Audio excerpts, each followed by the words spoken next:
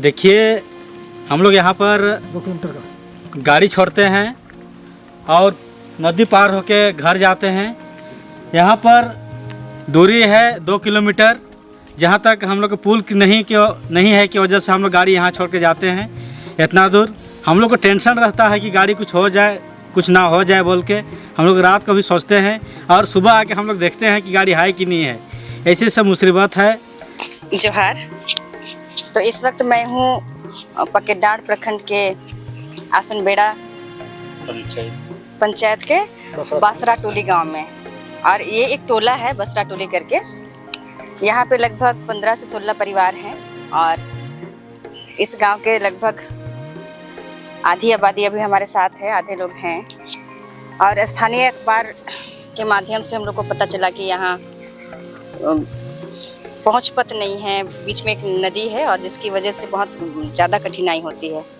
तो आगे जो अभी क्या समस्या आया और किस तरह से ये लोग इतने सालों से एक पुल के लिए कहिए या तो फिर सड़क की सुविधा के लिए परेशान हो रहे हैं, उसके बारे में हम लोग बातचीत करेंगे। और गांव का एक जीवन कैसा होता है, इतना प्रकृति के गोद में ये गांव बसा हुआ है। आपको पीछे काफ़ी पहाड़ नजर आएंगे, बगल में नदी है, खेतों से बहता पानी सब तरफ है और धान के खेत लगे हुए हैं। लेकिन इन सब के बावजूद, इस बहुत ही अच्छे जगह में रहने के बावजूद जो मूलभूत सुविधाओं के लिए इनको जो तकलीफ होती है उसके बारे में गाँव वालों से ही बात करेंगे।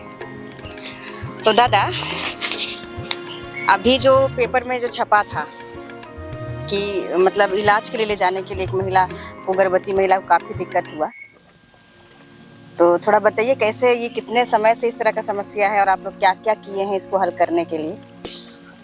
तो मैं 23 तारीख को यहाँ से जो गर्भवती महिला थी उसको हम यहीं पर मतलब क्या कहेंगे, तो उनका स्थिति काफ़ी गंभीर हो गया था।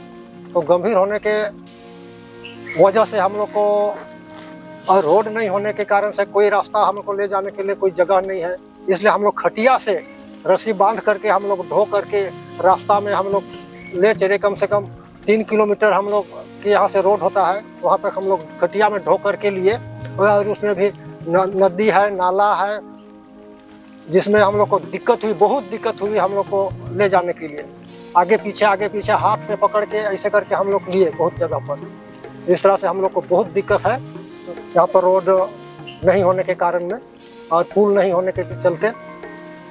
और उस महिला को हम लोग बहुत मुश्किल से ले पहुंचाए मतलब रोड तक। तो यहाँ के जैसे आप बता रहे हैं कि पुलिया नहीं है और रास्ता नहीं है तो काफ़ी दिक्कत होता है। तो बच्चे लोग स्कूल कैसे जाते हैं? बच्चे लोग, हाँ बता रहा हूँ, बच्चे लोग बहुत उनको दिक्कत होता है। हमारे यहाँ से उन्हें बाजार भी नदी लांग के जाना पड़ता है, स्कूल भी नदी लांग के जाना पड़ता है, पंचायत भी नदी लांग के जाना पड़ता है। स्वास्थ्य के लिए भी हम लोग को, जो छोटा स्वास्थ्य है वहाँ तक हम लोग को जाने के लिए, वही बरसात के दिन में सबसे ज़्यादा कठिनाई होती है। हम लोग डूबते मरते हम लोग जाते हैं, यही सा हम लोग का नौबत है। बच्चा लोग तो पानी के चलते, नदी के भरने के चलते नहीं जा पाते हैं। हम लोग के बाजार डूबते मरते ऐसा जाते हैं अपना मतलब सप्ताह दिन का खर्च ले आने के लिए। ऐसा स्थिति हम लोग का बहुत ही गंभीर स्थिति है। लेकिन आज तक सरकार हम लोग को कोई ध्यान नहीं दिया। हम लोग तो पार्टी में कुछ दिन से रह रहे हैं, फिर भी पार्टी के लोग हम लोग को ध्यान नहीं देता है। खाली मैंने करेंगे ये कह के वो लोग हम लोग का आश्वासन दे देता है। तो आप लोग सुने कि दादा बता रहे हैं कि पार्टी के साथ भी जुड़े हुए हैं। बस एक बात बहुत आश्चर्यजनक लगता है कि सालों साल से लोग, पूरी जनगणना की रिपोर्ट होती है पंचायत के पास, ब्लॉक के पास, लेकिन उसके बाद मतलब कितना मूलभूत ज़रूरत से वंचित हो जाते हैं इतने परिवार। और ये अपने आप में बहुत खेदजनक है कि मतलब कि किस कारण से काम नहीं हो पाता। ये एक ऐसा प्रखंड है जहाँ से मंत्री भी हैं, विधायक भी हैं और बाकी जनप्रतिनिधि तो हैं ही। ये बात बोलते हुए बड़ा संकोच भी लगता है, लेकिन बात ये है कि लोगों को जागरूक करना है तो ये बात बताना ही पड़ेगा और इसके कारण हमको ये बात बोलना पड़ता है कि ये वैसा प्रखंड है। तो दीदी, आप बताइए थोड़ा, महिला लोग को कैसा परेशानी होता है? गढ़ा ढोढ़ा में जाए होते, नाला पार करके, बरसात फिर तो निकले कर मुश्किल। हिने दक्षिण पाखा जाबे हल हो, पश्चिमी उत्तर पाखा जाबे हल हो, नदी पार कर, नाला पार कर में दिक्कत है।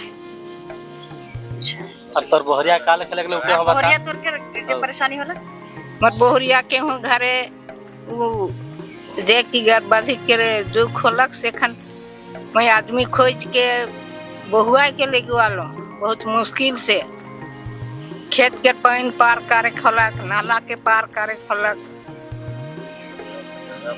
ढेरंगा में पार करके हमें रोड से पहुँचाली अपन पॉकेट से रिजर्व कर गाड़ी हम बोला ली पॉकेट से गाड़ी रिजर्व करके ले गई कितना लगला गाड़ी रिजर्व कर कितना लगला 2000 2000 2000 लगलक।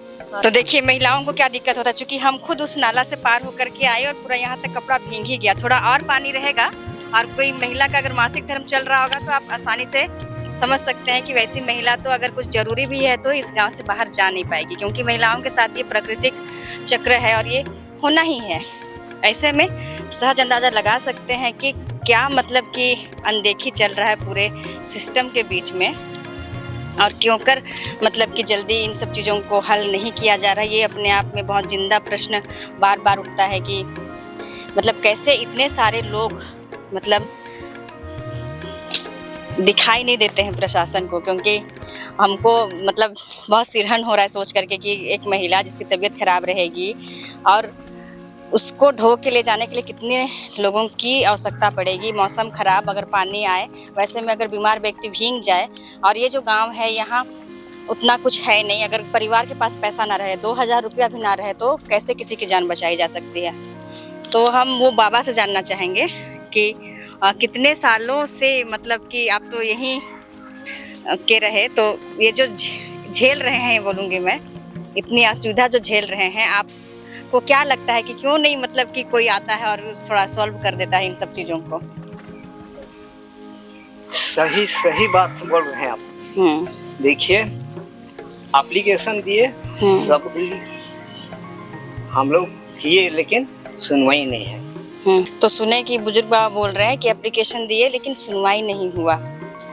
तो यही सब चीज़ मतलब बीच में कहाँ से कुछ हो जाता है जो कि काम नहीं हो पाता है, या तो सरकार करना नहीं चाहती है, प्रशासन के पास वो निष्ठा, वो नीयत नहीं है कि जो जंगल के भीतर ऐसे वंचित परिवार रहते हैं, और बार बार लोकतंत्र का जो ये है कि उसके लिए होना चाहिए वो नहीं हो पाता है। हीरा जी भी हमारे साथ हैं जो मतलब कि उस महिला को ले जाने में काफ़ी अहम रोल रखे और मीडिया तक इस बात को पहुंचाए। तो हीरा जी आपसे भी जानना चाहेंगे कि आप क्या कहना चाहेंगे। ऐसा मतलब आपका गांव है कि बड़ा ये लग रहा है यहाँ पहुंचने के बाद में इतने लोग जो बैठे हैं उस समस्या को लेकर के। जी, मैं सबसे पहले तो मैं जो आप लोग हम लोग का हाल चाल पूछने के लिए, हम लोग के दुख को सुनने के लिए आए हैं, आप लोग को मैं बहुत बहुत धन्यवाद देना चाहता हूँ। और आज तक पिछले हम लोग का 22 साल हो गया होगा, इससे पहले कोई आज तक इतना मीडिया वाला ना कोई यूट्यूब वाला ना कोई ऐसे अच्छा